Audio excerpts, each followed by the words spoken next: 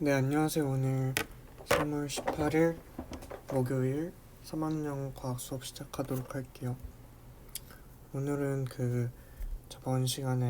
저번에 본 월요일에 본 그 반디 시험에 대한 해설을 진행할 거예요. 그럼 바로 한번 시작해 보도록 할게요. 1번. 다음은 물질의 변화에 대한 설명이다. 물질 변화의 종류가 나머지 넷과 다른 하나는?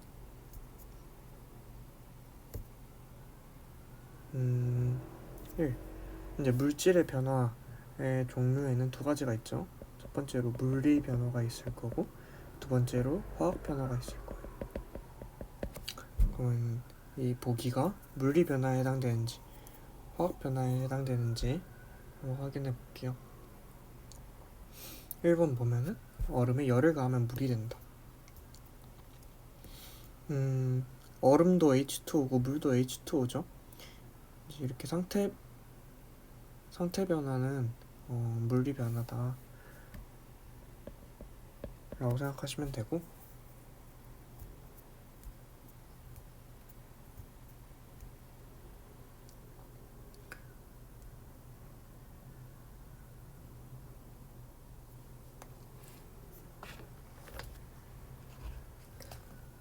그리고 2번 설탕을 물에 녹인 설탕물은 맛이 달다.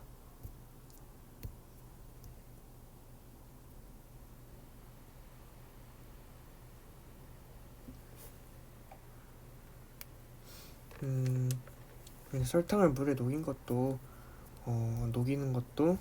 물리 변화다 라고 생각하시면 되고, 이제 철봉이 오래되면 노이스러 붉은색을 띈다. 이건 이제 철에 산소 원소가 결합하는 화학 반응이다. 그럼 3번이 답이겠죠. 4번 또한 물방울이 맺히는 것도 응결 현상이기 때문에 상태 변화여서 물리 변화이고, 5번도 이제 물에 붉은 잉크를 떨어뜨리면 붉은색으로 변하는 것도 잉크가 물에 섞이는 물리 변화다 라고 생각하시면 됩니다. 그래서 1번의 답은 3번이에요. 2번 볼게요. 화학 반응식을 옳게 나타낸 것은 1번 보면은 이제 철은 4개고 2 곱하기 2에서 4개인데, 산소 보니까 여기 반응물은 4개인데 생성물에는 3 곱하기 2 하면 6개죠. 그래서 틀렸고,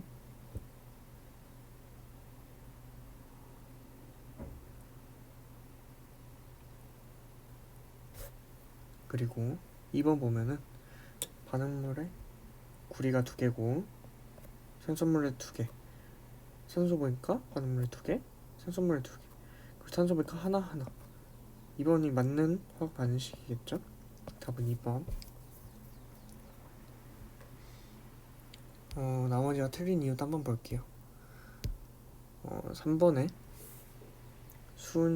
반응물 수은 3개, 생성물 수은 2개여서 틀렸고, 4번 보면은 산소가 반응물에는 4개, 생성물에는 2하고 4 해서 6개이기 때문에 틀렸고, 5번 보면은 딱 보면은 왼쪽에 염소가 3개인데 오른쪽에 염소가 2개죠. 그래서 틀렸습니다. 항상 화학 반응식에는 반응물과 생성물의 원소의 종류와 개수가 동일해야 됩니다.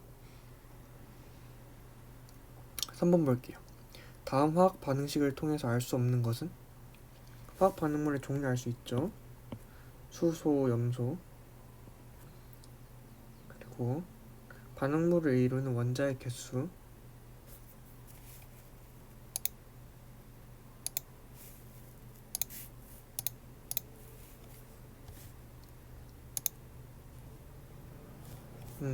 반응물을 이루는 원자의 개수는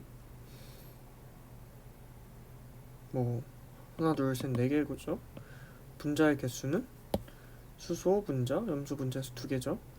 생성물을 이루는 원자의 개수는 하나, 둘, 근데 2개씩 있으니까 4개고, 근데 생성물을 이루는 분자의 크기는 여기서 알 수가 없습니다. 답은 5번. 4번 볼게요. 화학 반응식에 대한 설명으로 옳지 않은 것은? 1. 화학 반응물과 생성물의 화학식으로 구성이 되고 반응물과 생성물의 종류도 알 수 있고 화학 반응식에서 반응물은 화살표의 오른쪽에 반응물이 오른쪽에 있어야 되는 게 아니죠. 왼쪽에 있어야겠죠? 답은 3번이겠네요. 5번 볼게요. 마그네슘 리본 3g을 공기 중에서 연소시킨 후 생성된 물질의 질량을 측정하니 5g이었다. 이때 마그네슘과 결합한 산소의 질량은 얼마인가?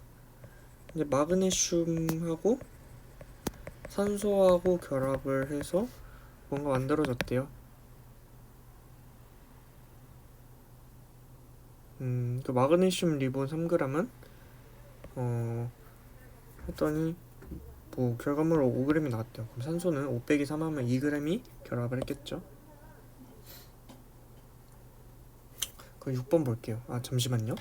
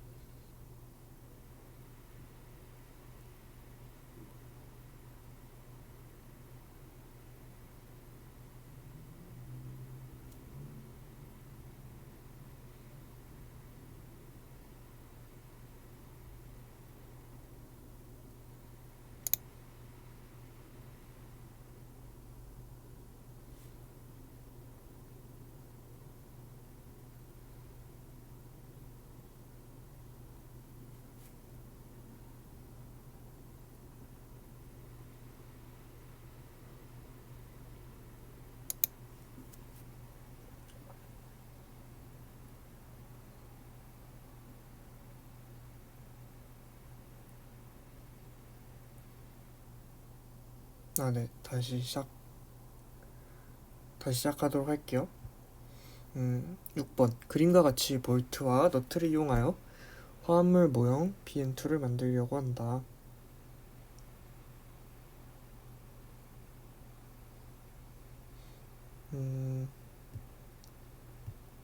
화합물 모형을 최대로 만들 수 있는 경우는 이제 볼트 1개와 너트 2개가 만나서 하나를 생성을 하죠. 화합물을. 1번 볼게요. 5개가 있어요. 그러면은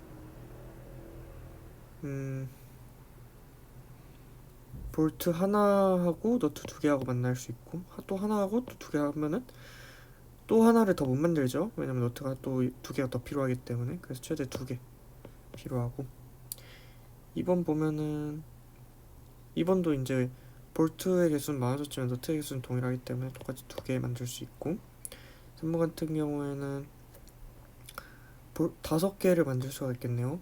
5하고 10개니까. 4번도 이제 볼트의 개수가 똑같으니까 5개고 5번은 6개를 만들 수가 있겠죠. 4번, 5번.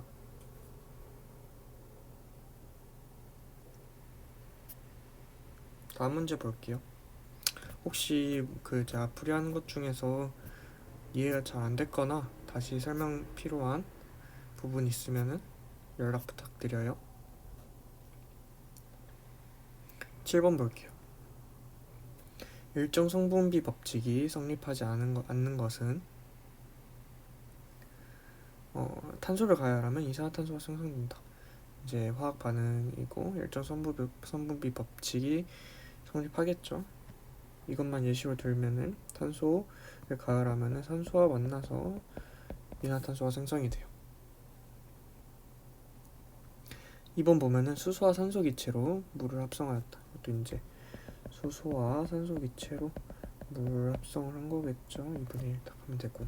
3번 보면은 3번은 아까 1번 문제에서와 같이 물에 녹여 설탕물을 만든 것은 물이 반응입니다. 그래서 일정 성분비 법칙이 성립한다라고 할 수가 없어요. 그래서 3번이 틀렸겠죠.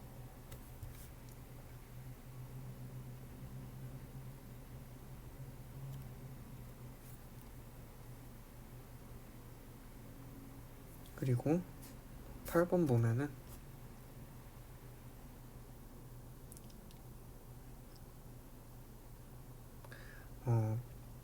25도 실기압에서 산소기체 10ml 속에 들어있는 산소 분자의 개수가 100개라면 온도 압력이 같을 때 질소기체 60ml 속에 들어있는 질소 분자의 개수는 10ml에 100개 들어있대요. 60ml에는 곱하기 6 하면은 600개 들어있겠죠? 간단한 문제죠.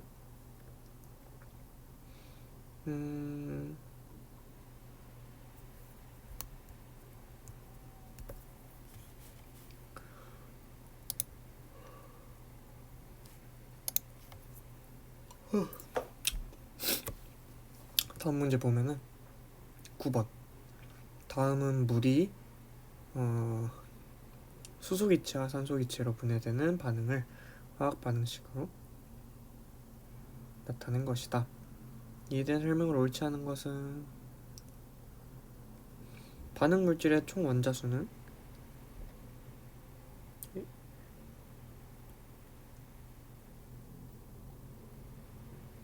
H 2개, 산소 하나, 3개인데 2가 곱해져 있으니까 6개 맞죠?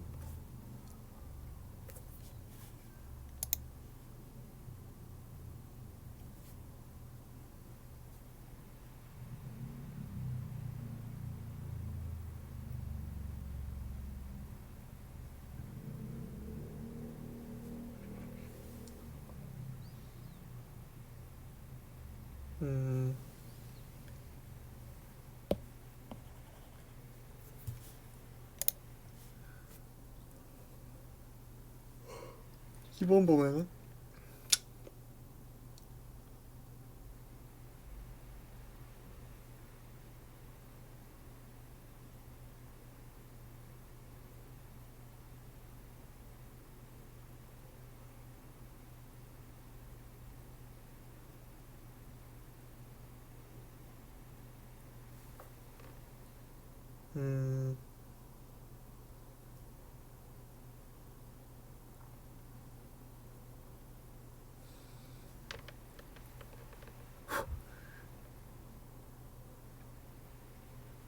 그래서 2번 보면은 반응 전후에 총 분자수는 변하지 않는다.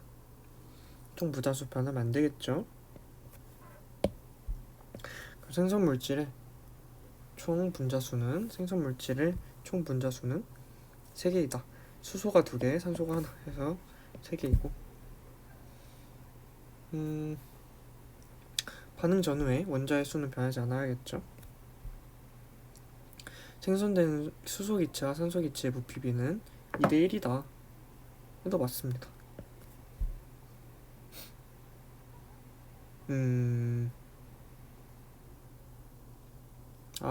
2번 다시 보시면은 반응 전후에 총 분자수는 변하지 않았다. 틀린 말입니다. 총 원자수가 변하지 않아야겠죠. 분자수는 변할 수가 있습니다. 그래서 답은 9번에 2번.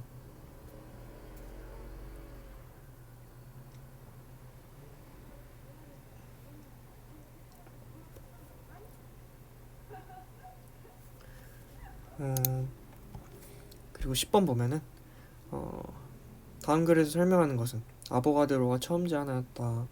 물질의 성질을 가진 가장 작은 입자이다. 모든 기체는 온도 압력이 같을 때 같은 부피 속에 같은 수가 들어있다.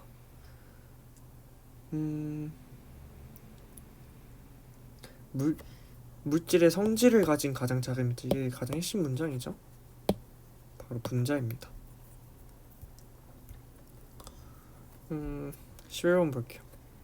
표는 일정한 온도 압력에서 기체 A와 B의 부피를 다르게 하여 반응시켰을 때 생성된 기체 C의 부피를 나타낸 것이다. 생성된 기체 C의 부피를 나타낸 것이다. 이 반응에서 기체의 부피 B는 어질어질하네. 1번 보면은 A, B, C가 있을 때 10하고 40하고 해서 20이 만들어졌고 2번 보면은 40하고 60해서 40이 만들어졌는데 남은 기체 부피 보니까 이때는 B가 10, 이때는 A가 20이 남았대요. 그럼 다시 써보면 B가 10이 남았다는 건 B가 10이 반응을 안 했다는 거죠. 그럼 10하고 30하고 반응해서 20이었다는 거 첫 번째 실험에서는. 두 번째 실험에서는 20하고 60하고 반응해서 40이 만들어졌다는 거죠. 비율을 보면은 1대 3대 2인 걸 알 수가 있죠. 답은 3번.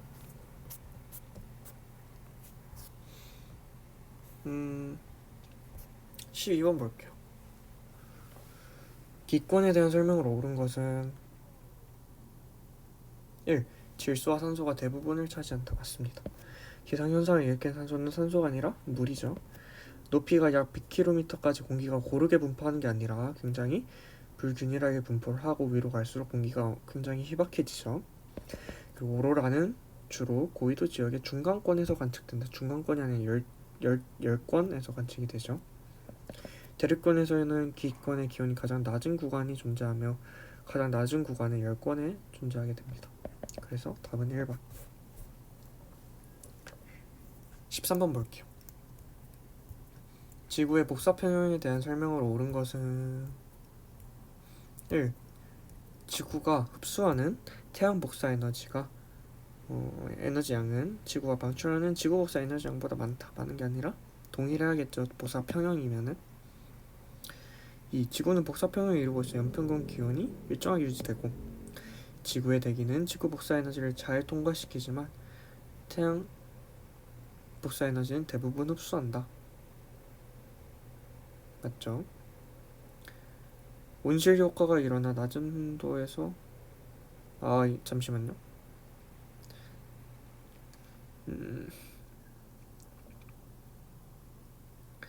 대부분 흡수하지 않아요. 60대 40 정도의 비율이었나요? 그 때문에 3번도 틀렸고 4번에 온실 효과가 일어나 낮은 온도에서 복사평형을 이룬다. 이건 약간 뭐 기준이 다를 수도 있는데 낮은 온도는 아니죠. 25도가. 그래서 틀렸고 5번 대기가 없다면 복사평형은 이루어지지 않을 것이다. 대기가 없어도 복사평형이 이루어질 거예요. 하지만 그 평형 온도가 굉장히 낮겠죠. 낮아서 사람이 살 수 없는 정도로 낮겠죠. 그래서 답은 2번. 마지막에 14, 15, 16번 볼게요. 14. A, B, C, D 층인 각 층의 이름을 쓰시오.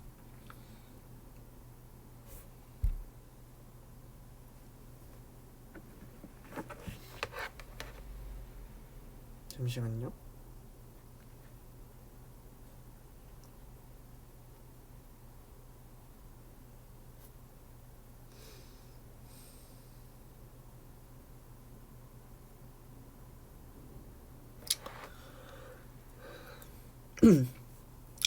층의 이름 여러분 다 외우고 계시죠? A는 대륙권, B는 성층권, C는 중간권, D는 열권이죠. 15번.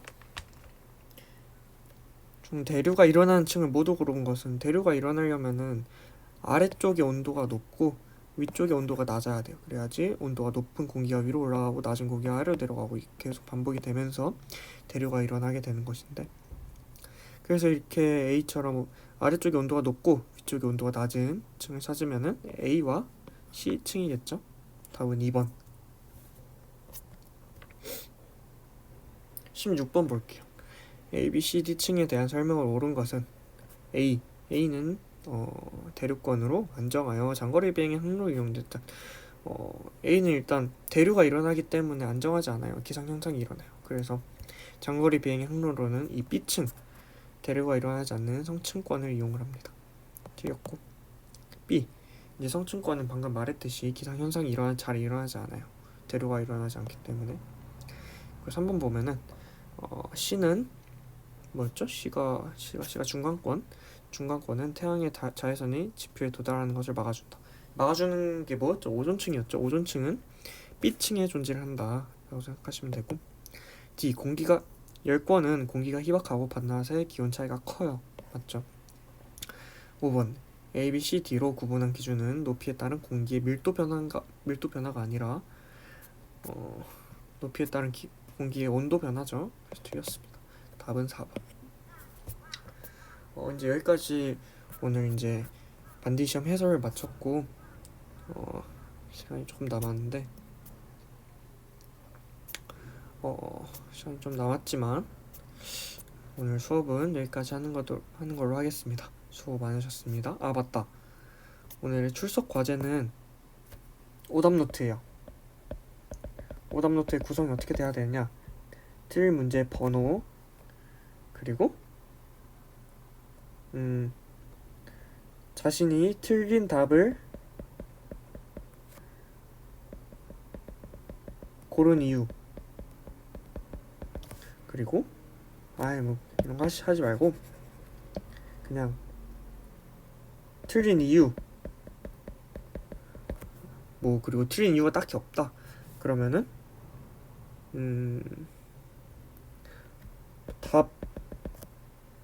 답이 있겠죠. 그 문제에 대한 답이 있으면은 그 답의 이유, 뭐 이런 것들을 적어주시면 됩니다. 문제 번호하고.